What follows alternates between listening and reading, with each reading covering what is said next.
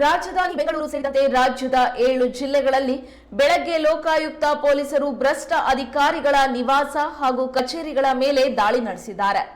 ಬೆಂಗಳೂರು, ಕೋಲಾರ, ಕಲಬುರಗಿ, ದಾವಣಗೆರೆ, ತುಮಕೂರು, ಬಾಗಲಕೋಟೆ ಹಾಗೂ ವಿಜಯಪುರ ಜಿಲ್ಲೆಗಳಲ್ಲಿ ಲೋಕಾಯುಕ್ತ ದಾಳಿ ನಡೆದಿದೆ. 8 ಮಂದಿ ಅಧಿಕಾರಿಗಳ ನಿವಾಸ, ಕಚೇರಿಗಳಲ್ಲಿ ದಾಳಿ ನಡೆಸಿ ಪರಿಶೀಲನೆ ನಡೆಸಲಾಗ್ತಾ ಇದೆ. ಬೆಂಗಳೂರಿನ DPAR chief engineer TD Nanjundappa, ಬಿಬಿಎಂಪಿಯ ಎಕ್ಸಿಕ್ಯೂಟಿವ್ ಇಂಜಿನಿಯರ್ ಎಚ್ಬಿ ಕಲ್ಲೇಶಪ್ಪ ಮನೆಗಳ ಮೇಲೆ ದಾಳಿ ನಡೆಸಲಾಗಿದೆ.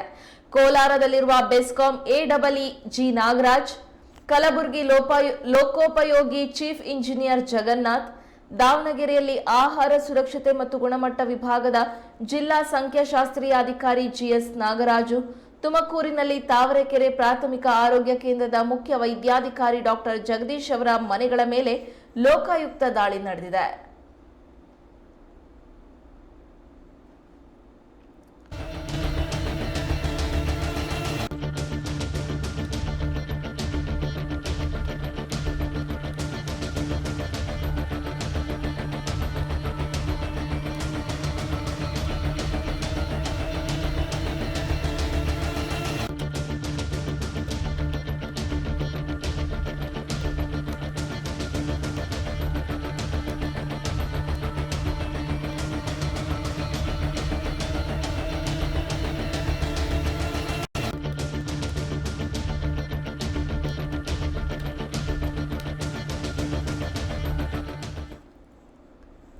ಭ್ರಷ್ಟರ ಸೆರೆಗೆ ಲೋಕಾಯುಕ್ತ ಇಂದು ಬೆಳ್ಳಂಬೆಳಗ್ಗೆಯೇ ದಾಳಿ ನಡೆಸಿದೆ.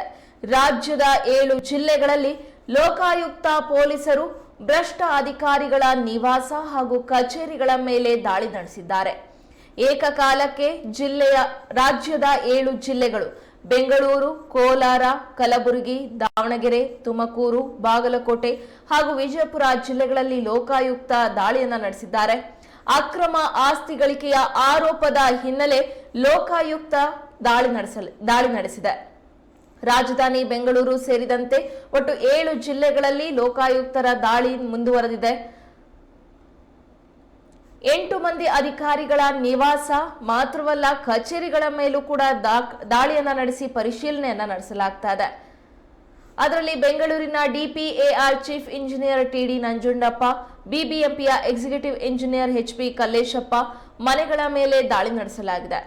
ಇನ್ನು ಕೋಲಾರದಲ್ಲಿರುವಂತಹ ಬೆಸ್ಕಾಂ ಎಇಇ ಜಿ ನಾಗರಾಜ್, ಕಲಬುರಗಿ ಲೋಕೋಪಯೋಗಿ ಚೀಫ್ ಇಂಜಿನಿಯರ್ ಜಗನ್ನಾಥ್, ದಾವಣಗೆರೆಯಲ್ಲಿ ಆಹಾರ ಸುರಕ್ಷತೆ ಮತ್ತು ಗುಣಮಟ್ಟ ವಿಭಾಗದ ಜಿಲ್ಲಾ ಸಂಖ್ಯಾಶಾಸ್ತ್ರೀಯ ಅಧಿಕಾರಿ ಜಿಎಸ್ ನಾಗರಾಜು, ತುಮಕೂರಿನಲ್ಲಿ ತಾವರೆಕೆರೆ ಪ್ರಾಥಮಿಕ ಆರೋಗ್ಯ ಕೇಂದ್ರದ ಮುಖ್ಯ ವೈದ್ಯಾಧಿಕಾರಿ ಡಾಕ್ಟರ್ ಜಗದೀಶ್ ಅವರ ಮನೆಗಳ ಮೇಲೆ ಲೋಕಾಯುಕ್ತ ದಾಳಿ ನಡೆದಿದೆ. ಈ ಮೂಲಕ ರಾಜ್ಯದ 7 ಜಿಲ್ಲೆಗಳಲ್ಲಿ ಏಕಕಾಲಕ್ಕೆ ಭ್ರಷ್ಟ ಅಧಿಕಾರಿಗಳ ಅಕ್ರಮ ಆಸ್ತಿ ಗಳಿಕೆಯ ಆರೋಪದ ಹಿನ್ನೆಲೆಯಲ್ಲಿ ಲೋಕಾಯುಕ್ತ ಪೊಲೀಸರು ರೇಡ್ ಮಾಡಿದ್ದಾರೆ.